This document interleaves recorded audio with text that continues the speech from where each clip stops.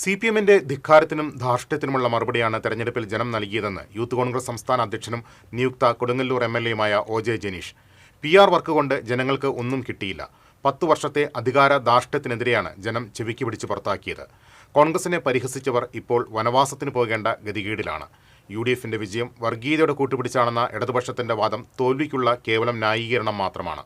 ജനം നൽകിയ മികച്ച വിജയം UDF-ന്റെ ഉത്തരവാദിത്വം കൂട്ടി. കൊടുങ്ങല്ലൂരിലെ തന്റെ വിജയം UDF തരംഗത്തിനൊപ്പം മണ്ഡലത്തിലെ വികസന മുരടിപ്പിനുള്ള ജനവികാരമാണെന്നും OJ ജനീഷ് തൃശൂരിൽ പറഞ്ഞു. 102 സീറ്റുകളോടുകൂടി കേരളത്തിനകത്ത് UDF-ന് കഴിഞ്ഞ 10 വർഷക്കാലത്തെ ഭരണം തിരുത്തി അധികാരത്തിലേക്ക് വരാൻ വേണ്ടി സാധിച്ചു. കൊടുങ്ങല്ലൂരിൽ കഴിഞ്ഞ 2024 ലോക്സഭാ തെരഞ്ഞെടുപ്പിൽ 111 സീറ്റിലും ലീഡ് ചെയ്ത സമയത്ത് പോലും കൊടുങ്ങല്ലൂർ നിയമസഭാ മണ്ഡലം മൈനസാണ്. തൊട്ടു മുമ്പ് നടന്ന ത്രിതല പഞ്ചായത്ത് തെരഞ്ഞെടുപ്പിലും 10,000 താഴെ വോട്ടിൻ്റെ മൈനസിലാണ് ആ അസംബ്ലി നിന്നിരുന്നത്. പക്ഷേ ഈ തെരഞ്ഞെടുപ്പിൽ അവിടെ യൂത്ത് കോൺഗ്രസിൻ്റെ സംസ്ഥാന പ്രസിഡന്റ് നിലയ്ക്ക് പരിഗണിക്കപ്പെടാനും മത്സരിക്കാനൊരു അവസരം ലഭിച്ചു. തെരഞ്ഞെടുപ്പിൽ 8,308 വോട്ടിൻ്റെ ഭൂരിപക്ഷത്തിന് വിജയിക്കാനും സാധിച്ചു. തെരഞ്ഞെടുപ്പിൽ സംസ്ഥാനത്ത് എല്ലായിടത്തും ആഞ്ഞടിച്ച ഒരു തരംഗം അവിടെയും ഉണ്ടായിട്ടുണ്ട്. മാത്രമല്ല കഴിഞ്ഞ 10 വർഷക്കാലത്തെ വികസന മുരടിപ്പാണ് പ്രധാനമായും അവിടെ ചർച്ച ചെയ്തുകൊണ്ട് മുന്നോട്ട് പോയത്.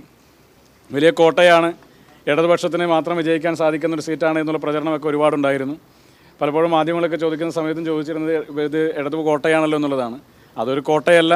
ജനാധിപത്യത്തിൽ കോട്ടകൾക്കൊന്നും ഒരു സ്ഥാനമില്ല എന്ന് ഈ തെരഞ്ഞെടുപ്പിൻ്റെ റിസൾട്ട് തെളിയിക്കപ്പെടുന്നൊരു സാഹചര്യം ഉണ്ടായി. ഞാൻ മാത്രമല്ല എന്നോടൊപ്പം സംസ്ഥാന യൂത്ത് കോൺഗ്രസ് കമ്മിറ്റിയിൽ നിന്ന് സ്ഥാനാർത്ഥികളായ ബഹുഭൂരിപക്ഷം ആളുകളും വിജയിച്ചു. നാദാപുരത്തും അതോടൊപ്പം തന്നെ ആറന്മുളയിലും അടക്കമുള്ള സീറ്റുകളിലൊക്കെ തന്നെ വിജയിച്ചു വരുന്ന സാഹചര്യമുണ്ടായി. അപ്പോൾ UDF-നെ സംബന്ധിച്ച് ഇതൊരു വലിയ ഉത്തരവാദിത്തമാണ്. ജനങ്ങൾ വലിയ പ്രതീക്ഷയാണ് ഞങ്ങൾ അർപ്പിച്ചിട്ടുള്ളത്. ആ പ്രതീക്ഷ നിറവേറ്റിക്കൊണ്ട് മുന്നോട്ട് പോകുക എന്നുള്ളതാണ്.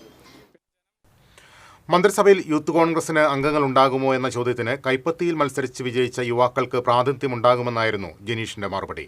തൃശൂർ DCC ഓഫീസിലെത്തിയ ജനീഷിനെ പ്രവർത്തകർ ഷാളും ബൊക്കയും നൽകി സ്വീകരിച്ചു.